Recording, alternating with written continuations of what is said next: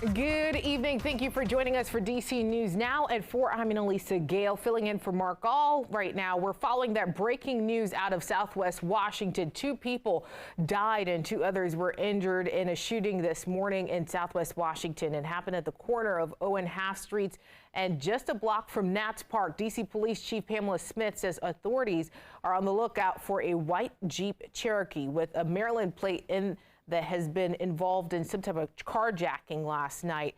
Now, our Leonard M. Fleming was the first reporter on the scene there. And Leonard, what have you learned so far? Yeah.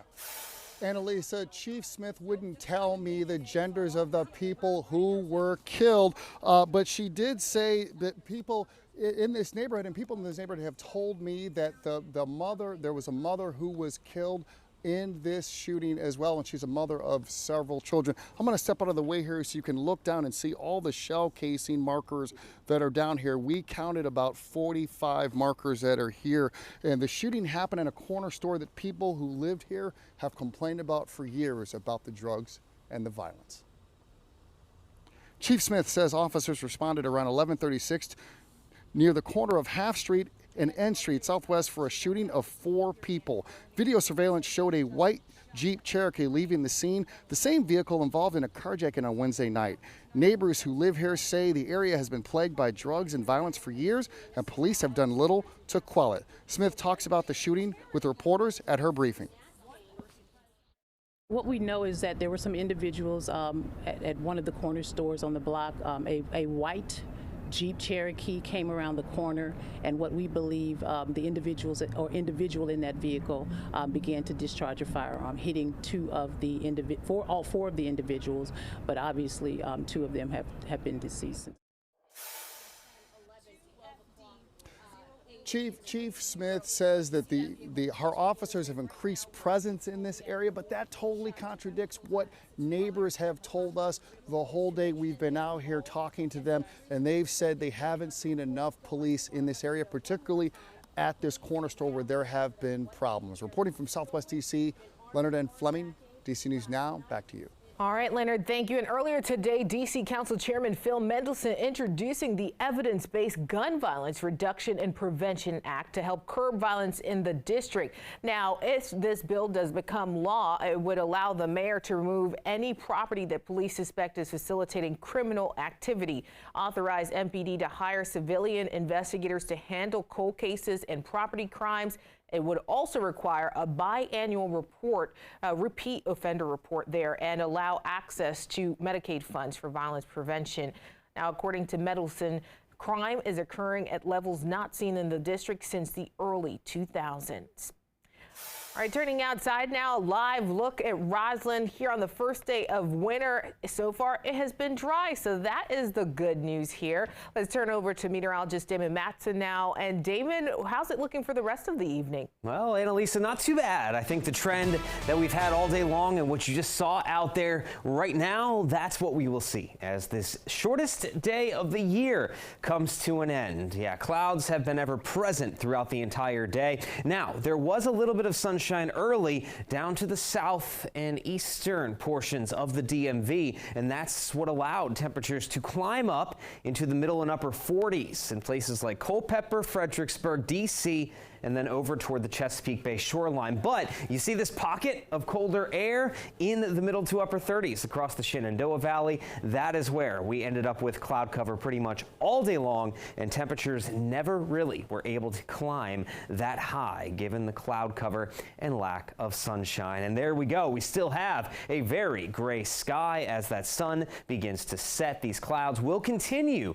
to be ever so stubborn and pesky as we move throughout the rest of the day into the night tonight. So there you go. Cloudy skies, but we are going to continue to stay dry as temperatures fall back into the 30s area wide. But at the end of the night, these clouds will actually be a little bit of a help trying to keep things slightly more on the warm side as we get into the day tomorrow. Now, yes, those temperatures are chilly, but it doesn't look like they're going to swing in any one direction here for us to test our warmest and coldest Christmases on record. But hey, folks, rainfall, is it possible as we move on into the holiday? We'll have a full check of your forecast coming up here in just a bit.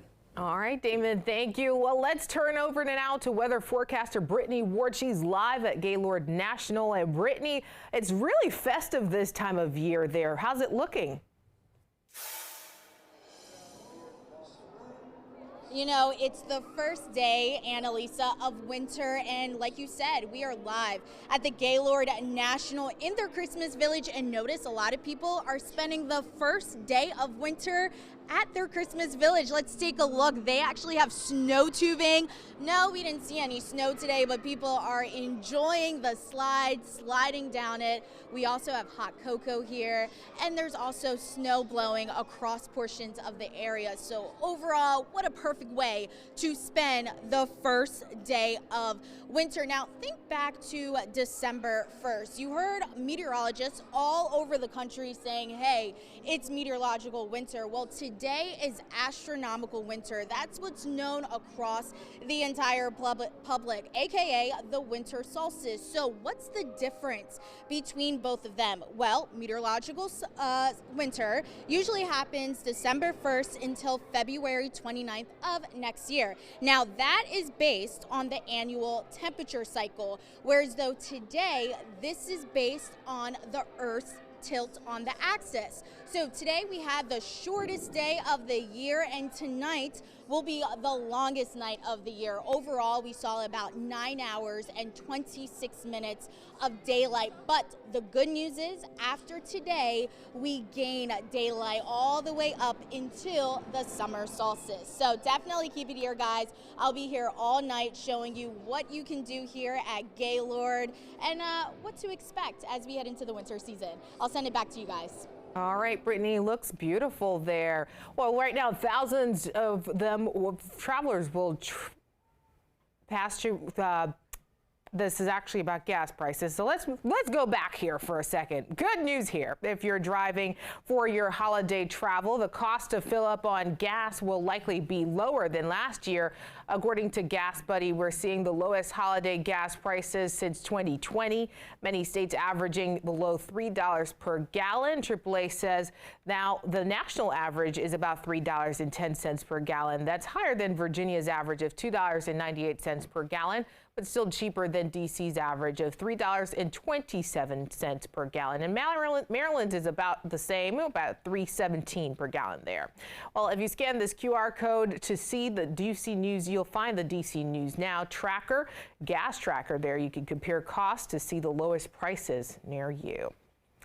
Well, new tonight, DC's Attorney General has issued an opinion on Mayor Muriel Bowser's use of nearly $40 million meant for SNAP benefits, which we've been telling you about all week. And that opinion shared by Council Member Janice Lewis George. Deputy Attorney General Megan Browder says because the language regarding SNAP benefit increases is mandatory, the Bowser administration's decision to reallocate any funds must be directed by the council. Now, she goes on to say, in reference to the Home Rule Act, that language implies the mayor has no independent authority to do so without council approval. Also new tonight, Virginia Governor Glenn Youngkin is proposing that the Commonwealth get rid of the vehicle property tax. Currently, Virginians are required to pay a percentage of their car's value to their local government every year. According to a recent study by Wallet Hub, Virginia has the highest average vehicle property tax rate in the country, considerably higher than our neighbors. That's why Youngkin wants to eliminate that tax and raise the sales tax to compensate for that lost revenue. However, some Democrats have criticized the plan on X, saying it will defund public education. We can work in collaboration with local governments to settle on an increase in local, state sales and use taxes. Efforts to repeal the car tax did gain momentum in the late 1990s in Virginia before eventually stalling.